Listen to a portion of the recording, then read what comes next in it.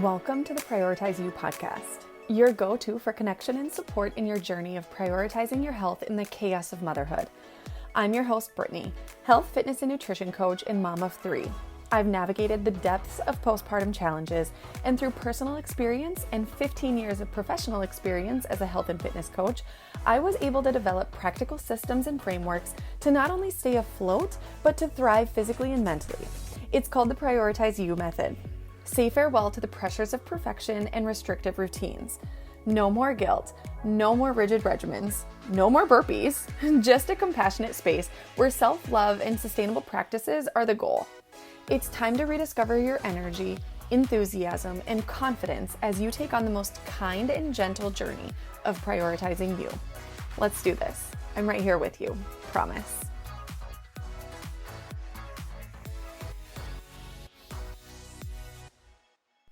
Hi, hello. Welcome back to the Prioritize You podcast. I'm excited to chat with you guys today. This episode is going to really shift your mindset from all or nothing thinking, black and white thinking, and it's going to shift you to see how you can and will benefit from seeing gray and reaching for gray. I did a masterclass on this topic a few weeks ago on Instagram Live, and everyone felt so empowered by it. So I was like, okay, you know what? I'm going to make a podcast episode in case you missed that live training. And my goal is for you to listen to this episode, really any of my podcasts, to be honest, but I want you to realize that the mindset shifts behind your actions are what truly drive the results you are looking for, okay? I want you to take today's message and see how you can apply it to your life today and every day, because this mindset shift is a big way to stop self-sabotaging your results. When I was an in-person personal trainer for literally ever, over 10 years, 12 years, 13 years, I think I was in a gym doing personal training. And I always thought to myself, God, if I could just sit down and talk to this person, I feel like we could figure this shit out. And then their workouts would actually be leading them somewhere. And so that's why I'm so passionate about what I do now, is because I get to have those conversations. That's what I'm doing all day, every day, is coaching women behind the scenes of their workouts, right? You get the workouts from me. You get all of the nutrition goodness and the education and knowledge. But we're working on the mindset shifts. Those are the things that are really the big takeaways and the big reason why my clients get, see, and sustain big results, okay? So many people self-sabotage, but especially moms. And we just don't need that shit. So I'm pumped because I've seen even in just the last few weeks since I did that masterclass, like I mentioned, so many people have shared with me about how it's been so helpful for them. And that is my mission. So let's get into it, okay? Like I said, self-sabotage is rampant in motherhood. And I think it stems down to a lot of things, but kind of the fact that we have always lived as women to serve others, right? As little girls, we get the girly chores that are cleaning up and doing the dishes and whatever. Then we grow up and we have to look a certain way to please men. And then we have to serve our partner, our husbands, and be the perfect mom to our kids. Work like you don't have kids and raise your kids like you don't work, that kind of mentality, right? And so when it comes to us and taking care of us, we have no idea how to prioritize our needs over the needs of others. Maybe you can do it once, but consistently over time, that is where a lot of my clients see the challenge, okay? Kind of that thought process, right? Of put your mask on before anyone else's when the plane is going down, right? It just doesn't come naturally for moms a lot of the time. So when a challenge arises or our kids need us, we drop our shit so quick. We quit. We allow negative thoughts to take over. We just give in and we give up. And when we have this all or nothing thought process where we either win or we lose, we did good or we did bad, we don't really get much out of that, to be honest. Your life isn't pass or fail. It's just life. It's experiences and joy and sadness and trial and error. And it's just so many things. It's not just pass or fail, okay? So I want you to try and disconnect from black and white thinking and reach for the gray, okay? So here's what I mean. If you think in black and white, let's say white represents a good day and black represents a bad day, okay? And you have paint and you put a white or a black blob of paint on a calendar every day of the year for an entire year, okay? If you worked out and ate good, you got a white blob of paint. Anything else was black. Like you could have worked out, but you ate a burger, so you put a black dot of paint, okay? But if you mixed all that paint together at the end of the year, obviously like pretend it's all still wet, okay? But if you mixed all that paint together at the end of the year, it would be gray. And that is how our body works.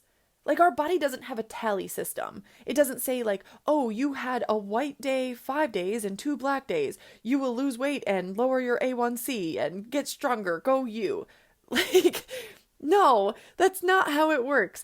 Your body blends things together and processes it all. And it's the over time and consistent things that you do, whether good or bad or in between, that directly reflect our results and our health.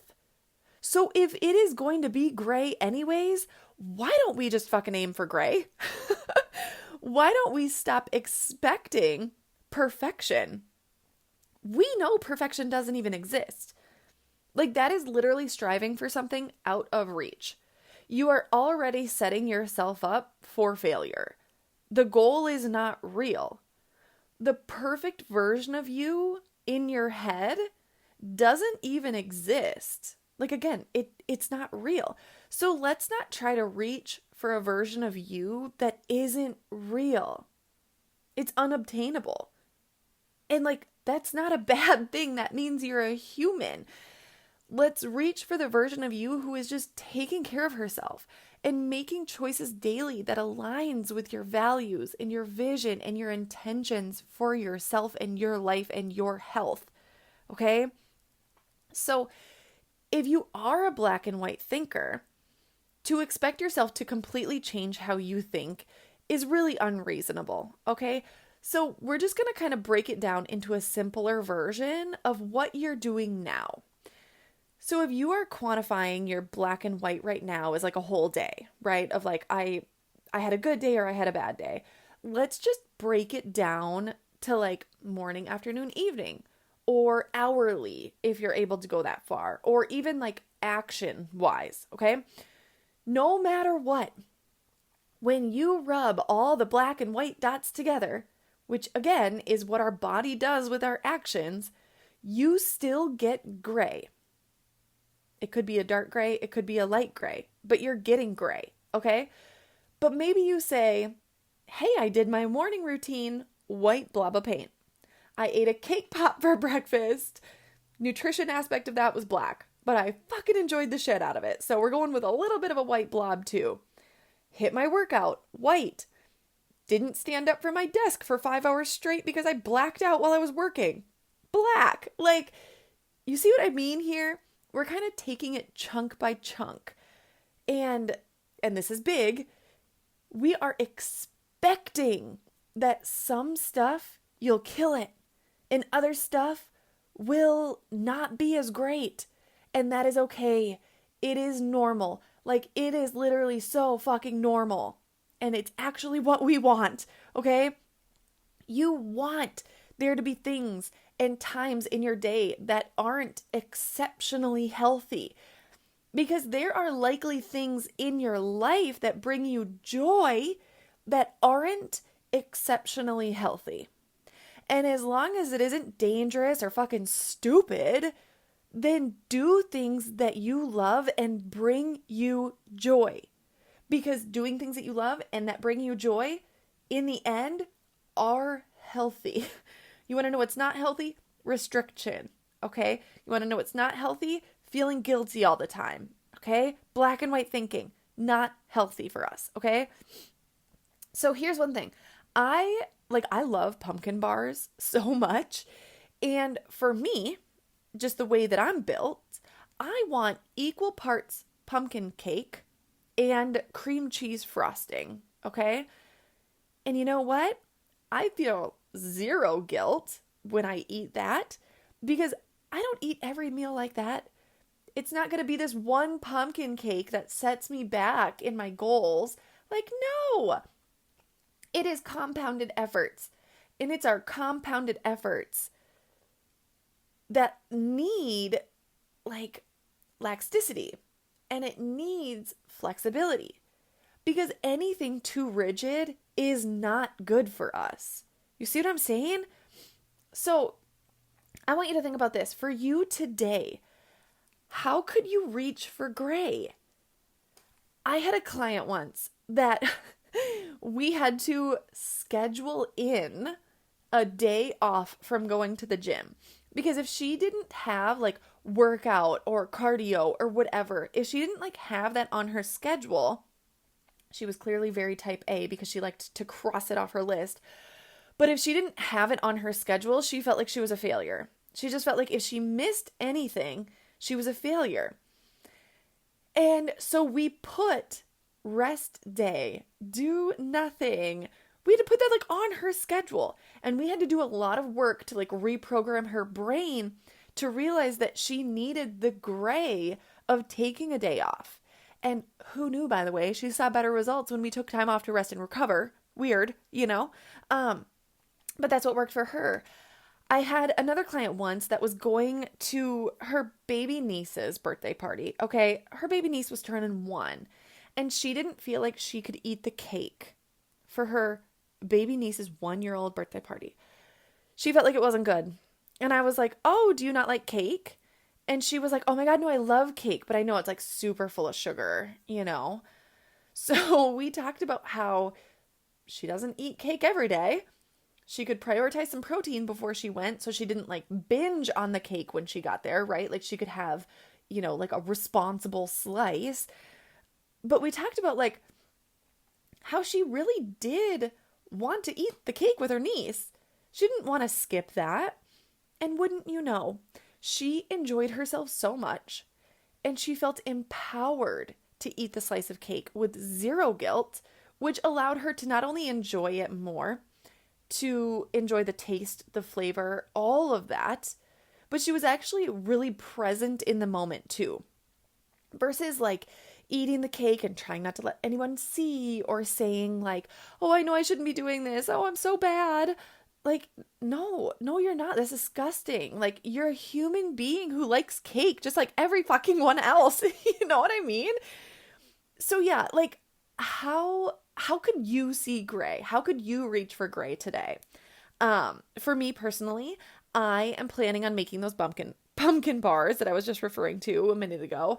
And I am going to, number one, enjoy the shit out of a slice by myself in peace. And then later when my kids get home, I will probably enjoy another slice of that cake so that I can enjoy it with my kids too. That's important for me.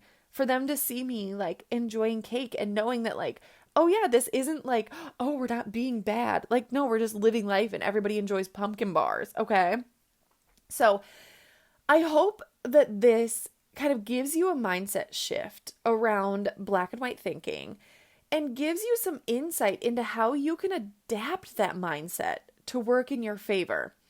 Again, to kind of like clarify this is like, if you're right now thinking about black and white thinking as like your entire day is either black or it's white, just break that down into smaller actions, okay? Because again, to expect yourself to just stop black and white thinking is so unrealistic and so unreasonable and is setting yourself up for failure. So just give yourself little black and white blobs of paint throughout your entire day and remind yourself that no matter what, the way your body takes inventory is blending it all together. So if you blend it all together, it's gonna be gray. Some days will be dark gray. Some days will be light gray. And maybe you decide that, okay, you know what? Today was a dark gray. Maybe tomorrow will be a lighter gray. And over time, your days get lighter and sometimes they'll be darker and sometimes they'll be lighter, but it doesn't matter because they're literally gonna be gray. Take a deep breath, Brittany. I get really into this stuff, clearly. But anyways, if you aren't already, go find me on Instagram and DM me or comment on one of my videos or something like that. And let's chat about this episode because I would love to hear your thoughts, okay? I want to hear how you are adjusting your black and white thinking and maybe how that is empowering you to actually make healthier decisions throughout your day because you feel more empowered in the decisions that you are making, whether they are black or they are white, okay? I will see you in the next episode. I hope you have the best day ever, and I will talk to you soon. Bye. Thank you so much for tuning into the Prioritize You podcast. If you got something out of this episode, it would mean the world to me if you would screenshot this and share it on your stories or just share it with a friend. Just imagine if we could all prioritize our needs as moms. I just feel like the world would be a better place if moms were more well taken care of.